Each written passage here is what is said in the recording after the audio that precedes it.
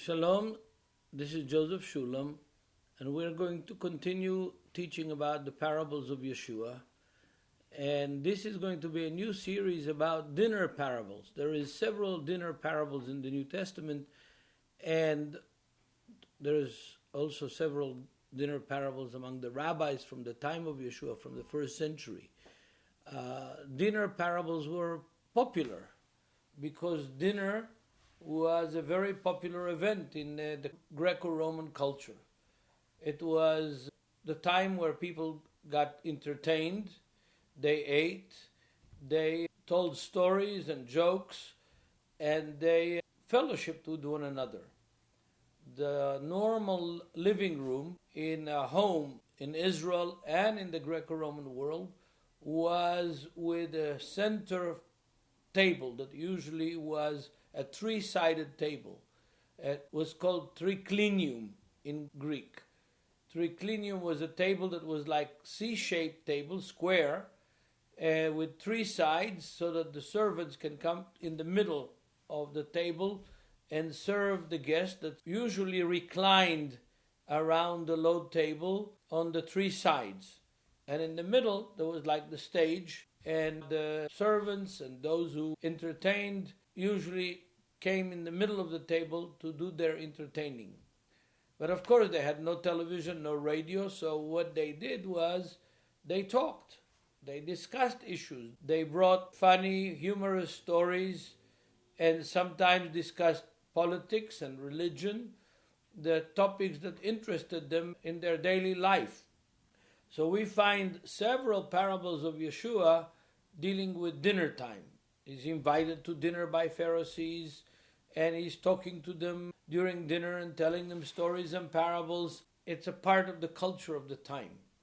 Now this is important because when you read the New Testament outside of its cultural setting, outside of its historical setting, it almost becomes like a mythology. It loses its grip on reality.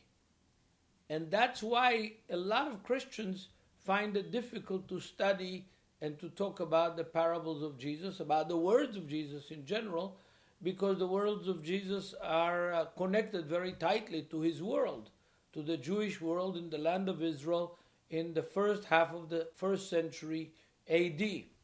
And I'm going to start with a general statement that Yeshua makes during dinner in Luke chapter 14. We're going to start from verse 10. This will be like the first teaching in this series. It will be an introduction to the whole issue.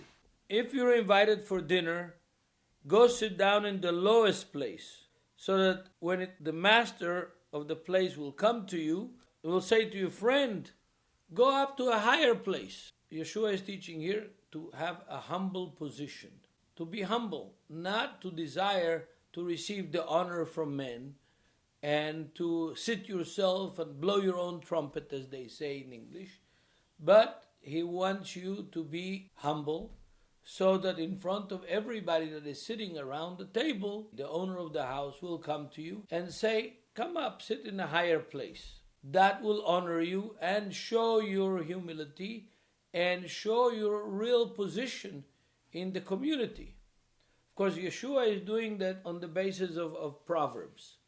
In Proverbs, we find numerous statements about being humble, but also a statement in Proverbs chapter 25, verse 7. For it is better that it be said to you, come higher, than to be put down in the presence of the prince, who your eyes have seen. In other words, it's better for somebody to raise you up in the presence of the prince or the president, whoever important person is there, than somebody to put you down in the presence of the prince whom your eyes have seen.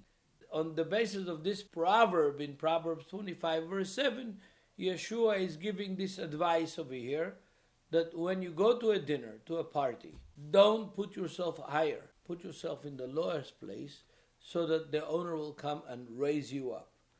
I'm continuing because the owner of the party comes to you and says, go up to a higher place. He wants you to be honored in front of everybody else there and to sit and eat with the important people. Whereas if you put yourself up, you will be brought down. Whoever exalts himself, Yeshua says, shall be abased, and he that humbles himself shall be exalted.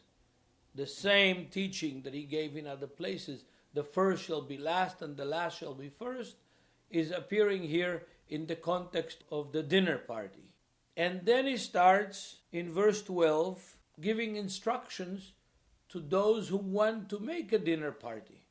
And he says, when you make a dinner party or a supper, don't call your friends or your brothers or your relatives or the rich neighbors, lest they also bid thee again, and recompense is made to you. In other words, if you call those that you know, your friends, your relatives, your neighbors, your rich neighbors, they will invite you back. They will reciprocate. And if they reciprocate, you are losing the opportunity to have a mitzvah. You are losing the opportunity to get reward that will have eternal benefit to it. Because once you do a good deed and then they pay you back for that good deed here on earth, you lost your credit after the resurrection.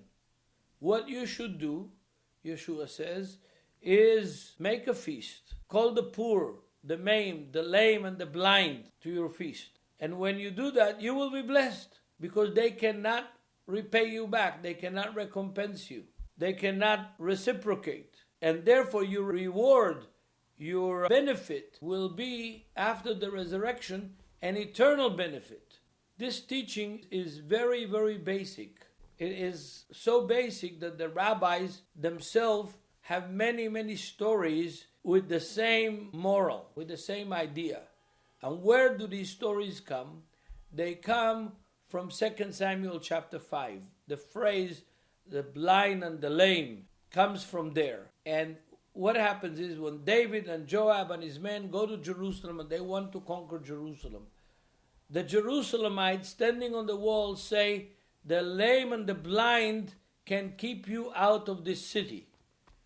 Because Jerusalem was such a big fortress, the lame and the blind can keep you. From this, the rabbis learn that the value of the lame and the blind inside the city is so important. You cannot ignore the lame and the blind, because if you do, you ignore the strength of the society, of the city. And Yeshua learns over here that the strength of the society and the strength of the reward that we are waiting for in heaven after the resurrection is based on how we interact with the lame and the blind, the weak and the poor and the disabled. Not how we interact with the rich and the powerful and the family and the kinfolk that can repay us back, but how we can interact with the society around us that we normally ignore or ashamed of, or we want to stay away from them. But in this case, bringing the lame and the blind is bringing strength into your house, into your community, into your eternal rewards. Rewards are a part of our faith, but Yeshua warns us not to look for the reward that is now, but to invest in the reward that will have eternal value for us forever. And that is an introduction to the dinner party parables of Yeshua that we're going to continue in the next sessions. God bless you. Enjoy the study of the Word of God.